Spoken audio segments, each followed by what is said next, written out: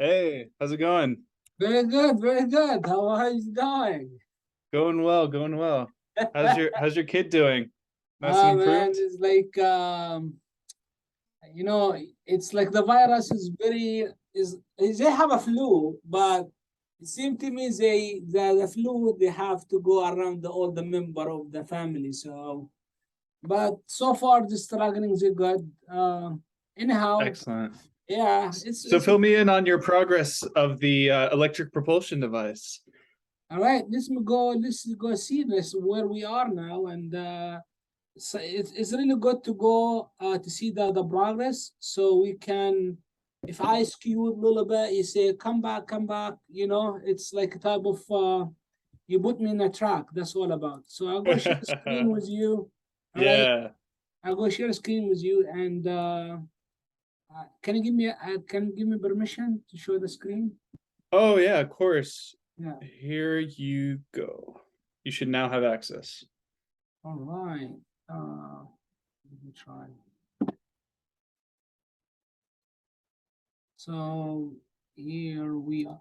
I will give you something called e-drawings, right? You can download it in your app in the phone, so you can have the model for reviewing. So you can review the model, like you can go left or right on it. In the This same, alone is perfect. Go ahead and let's zoom in and start chatting. yeah, sure.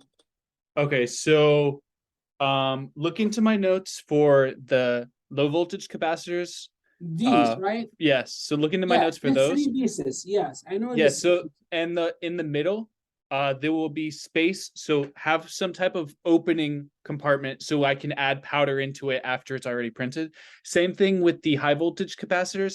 Have the three layers be able to be separate, and maybe screw together or some type All of right, apparatus of that sort. all right. Hold on a The second. electromagnets, make sure they have copper windings. Okay. The outer hull, see if you can turn it into, it looks good, but we All might be right, able to let's go. save Let's material cost if we turn it let's into a tube material. okay. Let's Um, go one by one. oh No? yeah, I'm recording this too, so you can go back and listen to it. Can you send me the recording? Yeah, of course. I'll send you the link after the call. Okay. I'm running off thought processes right here. Okay, Okay. so on top of it, so we got the low voltage capacitors. Make sure there's an opening. Look in my notes. I gave specific things of what Yes. it's called a Leyden. So Yes. make sure to add that. High So voltage this, capacitors is yes. so this Okay, part perfect view. here. Yes. Excellent. So make sure the center capacitor can open Yes. up to all 6 layers or 7 layers, however many it is. Make sure that can open up and be separated from the inner hole because the outermost layer of the center capacitor is a different material than the inner hole. So something to Okay. think about. The spinning components, you currently have a okay, yeah, you currently have this like interesting triunion frame going on here for the So this uh one oh no six. no for the outer capacitors I'm talking about right now. So maybe look more into more of a like spherical easy spin design because you got to remember when this is put in a kiln, it's going to be shrunken at different rates. So and the materials will be shrunken at different rates. So we got to have a form-fitting model that spins for all different type of scenarios that might happen to the part as it's being put through the kiln process. Okay, next, up top, I see you have ball bearings for the very center capacitor, the center Yes. circle. Yes. Um, looks interesting. Make sure there's enough space for the expanding and contraction ratios of the kiln. Make sure that's all one material. That should help simplify things. And then the connection point to the central capacitor will be will most likely be a different material. So make sure that has a free spin form as well, spherical preferably. And then on top of that, linked inductively is a Rodin coil with the quartz crystal dodecahedron. And on bottom of it is linked inductionally is the Starship coil. And make sure for both the Starship coil and the Rodin coil with dodecahedron, make sure there's openings for the dodecahedron and openings to access the Starship coil and the Rodin coil on top. So we can add the crystal power cell to that mix as well. Make sure to separate them by material. Make sure two conductive materials never touch. There's always an in between. So you might have like aluminum, a zirconium, and then a copper. Make sure the conductive metals never touch. That's very important for all of these different things. So always make sure whenever material is touching another material, it's got to be a different non-conductive material. It has to be a dielectric. Just food for thought. You will add copper windings around the electromagnets. Look up certain ratios, how many times you should wind it for proper ratios. I have a feeling we might be ending up in the 3,600 RPM range, give or take. Look into that for resonant frequency.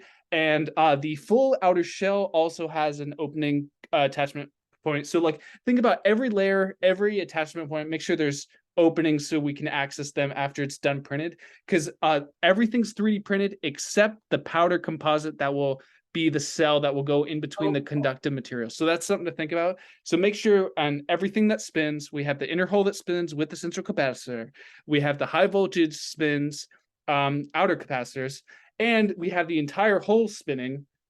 So there's 3 separate spins going on. Make sure everything's connected either inductively or capacitively. And yeah, I think that's it for now. Do you have any questions at this point? Okay, good question here. Yeah, make sure that points to a 45-degree angle I did directly that. centered towards the dodecahedron. Towards the dodecahedron. Hold on a second. 45-degree angle directly towards the dodecahedron, which will be in line slightly above the central capacitor, connected via induction. Okay, hold on a second. Yes. So the Question. frame here, which we have, I have to split the frame in 2 halves. So in order to you to have inside the assembly.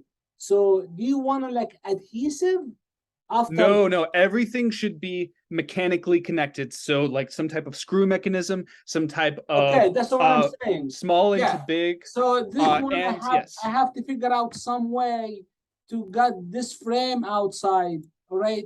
It's not like this because. So remember, the frame itself is going to be cut in half because that tube around the edge is a dielectric, and the whole frame is a conductive metal. So you want to separate the 2 frames because then it will have separate resonance and separate magnetic capabilities. So this one is something to think about. So yeah, that's why I was thinking about using tubes. So instead of having these block structures like you just have 6 tubes that connect where one tube is bigger and one tube is smaller, and they fit in like a straw.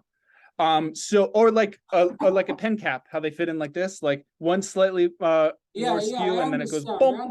And then so yeah, if you switch it to tubes and make it because there's 12 electromagnets. So if you have 6 tubes all the way around, there's 2 electromagnets per tube. That could also help because we could make the tubes copper and then have the electromagnets be even more powerful and connected in series and parallel based on their connections with the tubes. So that's something to think about too. Have that in mind as you do more research. And if you have any more questions, let me know now or in the future.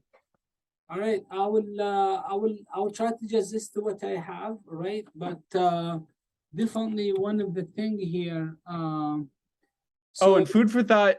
When you go to do the final outside, have a inclination of a strong base where it can stand on its own. Possibly a spherical big wheel on the center.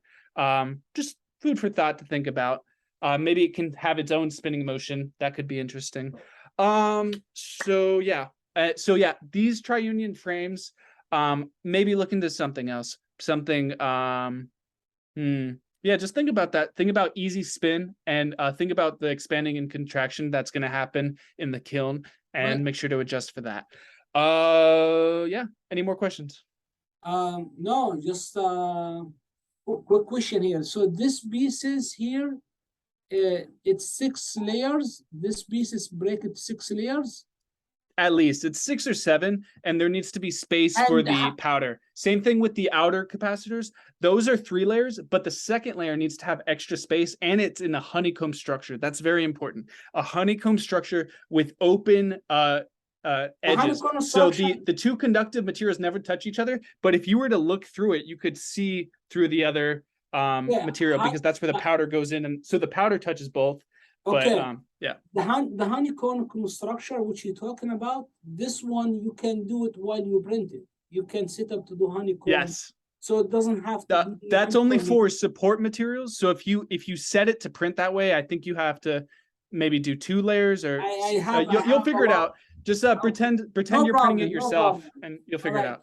And this one, you have to be found in mechanical mechanism to install the 6 layer together, or be. Have like a screw system, Yeah, something I can easy, do screw system. something easy. Yeah, okay.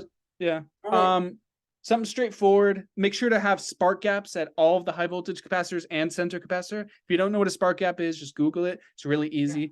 It just makes so the 2 metals don't actually touch unless there's an electric discharge, which is very cool. All right. And that will help with the that's good enough. Send me the record. And excellent. I'll send this all and try to get it all done this week. Be very efficient with your time.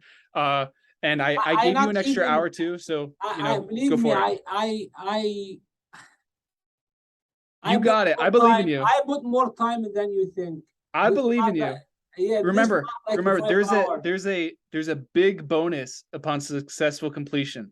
And we're talking about a 7-figure bonus. Be honest with you. I mean, you guys, you take Einstein theory, whatever the theory in physics we learn. I mean, you smack it very hard. I don't know that. Just remember, a few hundred years ago, the entire science community believed Earth was the center of the universe. I know. So there's always another layer to be learned. There's always another layer to be learned. I know, it was being flat, and you just want to flat. It's not like a ball or circle. It's an elliptical sphere, and that's what we're replicating with our octahedron shapes, because we're replicating the sun and the planets. And that's what we're doing. So like a plane replicates a bird's wing and a fish's fin, we replicate the planets going around the sun, because that is the most powerful propulsion system in the universe. Because other than black holes, but that's a whole different thing. All right. Okay. I'm really excited for the journey, but keep in mind, keep patient with me because I'm still learning. Okay. Oh, of course. I'm very patient. Just every week, try to have a finished model ready for printing so we can test a new iteration every week. Sure. That's our goal. Okay, cool. If you have any more questions, feel free to reach out. I'll send you the link to this as soon as it uploads to YouTube, and have fun getting started. All right. Thank you so much. All right. I'll talk to you later, buddy. All right. Take care. Bye.